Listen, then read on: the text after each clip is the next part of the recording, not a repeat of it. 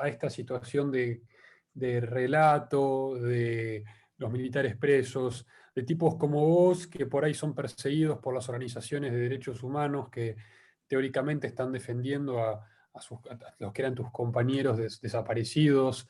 Digo, ¿cuál es tu diagnóstico de este tema puntual? O sea, de la Argentina post-70 con respecto a este tema, primeramente, y después en general, porque personalmente creo que mucho de la situación actual a nivel social, cultural y político tiene que ver con no haber superado todavía los 70, es una apreciación personal.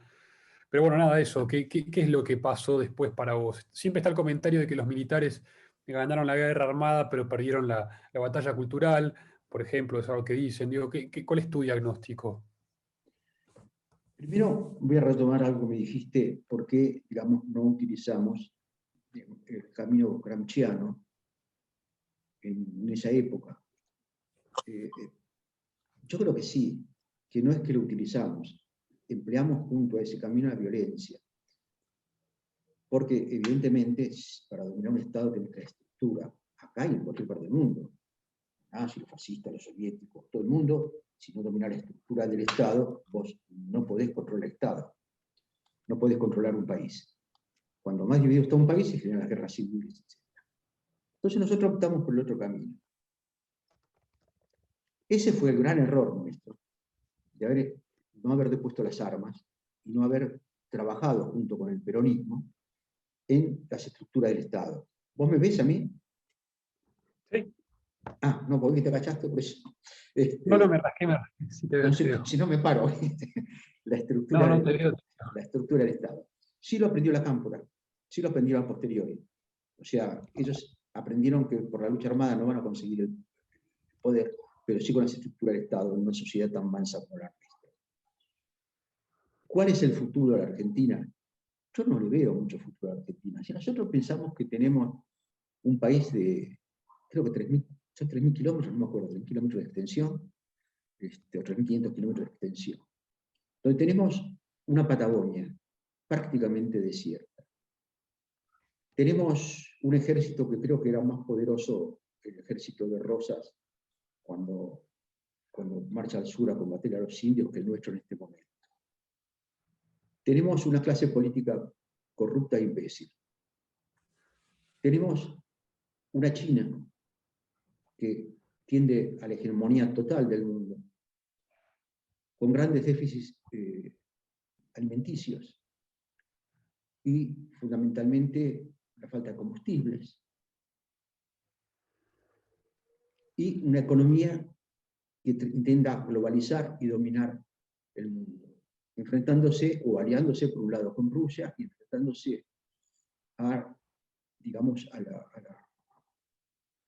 la alianza anglo-americana y europea.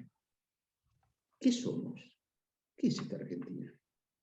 ¿Qué diferencia hay de esta Argentina con la Argentina? Pero mira, creo que los aztecas tenían más poder para enfrentar a los españoles que nosotros para enfrentar a cualquier país limítrofe, inclusive, que va a ser aliado de los chinos para tomar la Patagonia.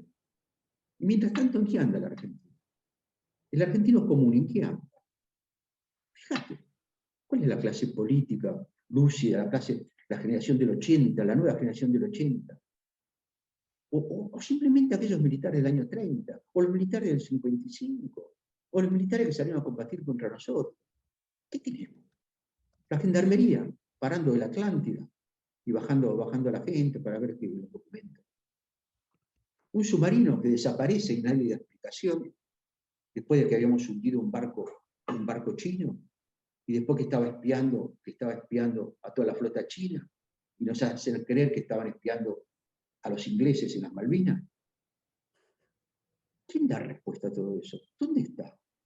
¿Vale la pena que las generaciones como ustedes vayan a una guerra para buscar una Argentina que en este momento es un recuerdo? André Malraux, que fue el ministro de Cultura de De Gaulle, que fue el jefe de la resistencia del este francés, cuando vino a la Argentina, dice en un reportaje, Buenos Aires es la capital de un imperio que nunca existió. Y es cierto, pudimos ser un imperio. y somos un hazmerreír. ¿Qué tenemos que hacer? Me preguntas vos, la famosa frase leninista, ¿qué hacer?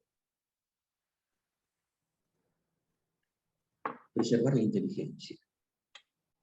Porque el tiempo pasa, y esto también va a pasar. Tenemos que preservar la inteligencia. No tenemos que mandar la inteligencia al combate. Tenemos que preservarla. Tenemos que aunarla. Y nuestra inteligencia va a ser posiblemente como esos pueblos nómadas en una época, como algunos sectores árabes. Por ejemplo, como los árabes que tuvieron que huir después de que los asesán mataran a toda la jerarquía y cruzaron todo el desierto, invadieron España e iluminaron Europa. Pensá que Córdoba, la ciudad de Córdoba, el califato de Córdoba, era en ese siglo la única ciudad del mundo, Europa y del mundo, que estaba iluminada. Si hubiera platos voladores se asombrarían, porque verían la tierra negra con una lunita blanca, y esa era Córdoba. Pero esa es la inteligencia que tuvo que vivir. Y bueno, los judíos fueron perseguidos durante siglos, ahora tienen su propio Estado. Quizás los argentinos tengamos que esparramarnos por el mundo también. ¿Quién no conoce un argentino? En Japón, en Checoslovaquia, en Estados Unidos, en México, en Guinea-Bissau. En todos lados conocen los argentinos. Los argentinos no somos. Nuestra bandera, para ellos, es la camiseta del 10. Para el resto del pueblo acá, también es la camiseta número 10. Pero para la inteligencia nuestra, la Argentina tiene que ser la bandera celeste y blanca, y no nos olvidemos del sol guerrero en el medio. Muy bueno, Luis, muchas gracias.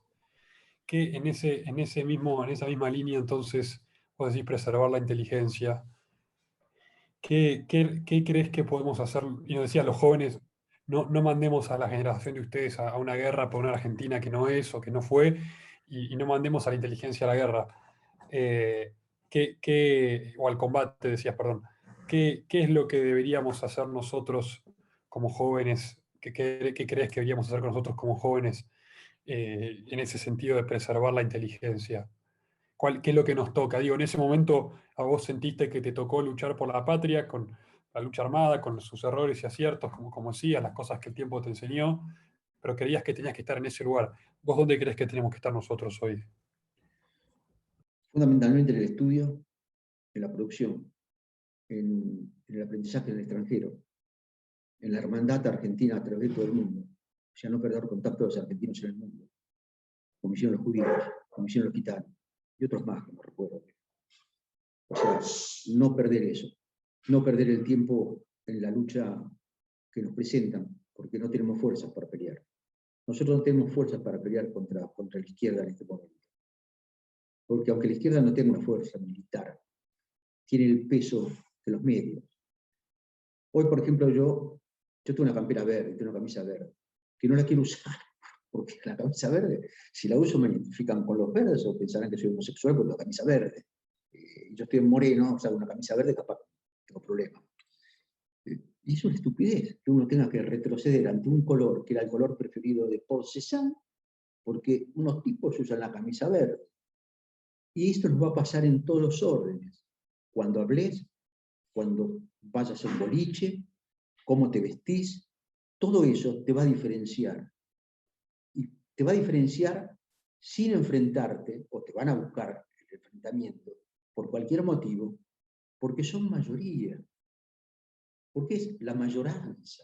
Y como decía Mastroianni en la película Los Compañeros, la mayoría es la voz de la verdad. Y no es cierto, es mentira. Porque la mayoría que tenemos nosotros hoy en día es una mayoría analfabeta. Entonces también tienes que preguntarte, ¿qué recorte habría que hacer? ¿O cómo habría que reformar la democracia? Cuando una persona que trabaja vota y 20 tipos que no trabajan votan e imponen el poder a quien no corresponde.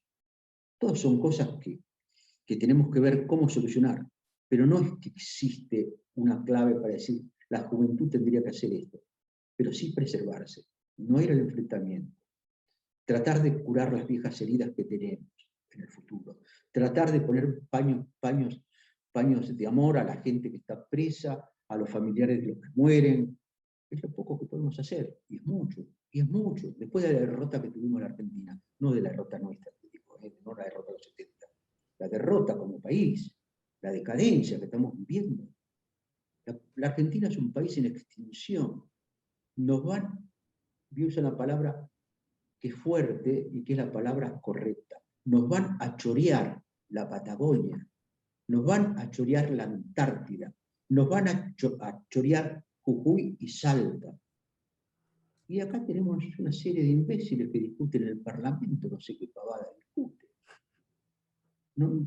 O tipos que están, que igual no es que se levantan y levantan el dedo en el Parlamento, ¿quiénes son estos idiotas? U otros que están totalmente serios. Y cuando ven que miran hacia el otro y ven que levanta la mano el jefe, levantan la mano. ¿Qué democracia hablamos? La dictadura tampoco fue positiva, pero existirá otro mecanismo que quizás existe. Quizás ustedes tienen que buscarlo. No sé. Y si no, levantar las banderas argentinas por el mundo. Y si, bueno, nos exiliamos. No exiliarse voluntariamente, no te digo. Bueno, levantamos la bandera. Este es territorio argentino. Pero escuchame, loco, vos estás viviendo en una casa en la calle Hasselhoff, en el medio de Amsterdam, en un piso alquilado, y decís que es territorio argentino con tu bandera. Sí, es argentino porque acá está la inteligencia. Y esto en Japón es argentino porque está la inteligencia. Y esto en Checoslovaquia es argentino. Y esto en Brasil es argentino. No perder la hermandad. Ojalá no lleguemos nunca a eso. Ojalá tengamos el gobierno.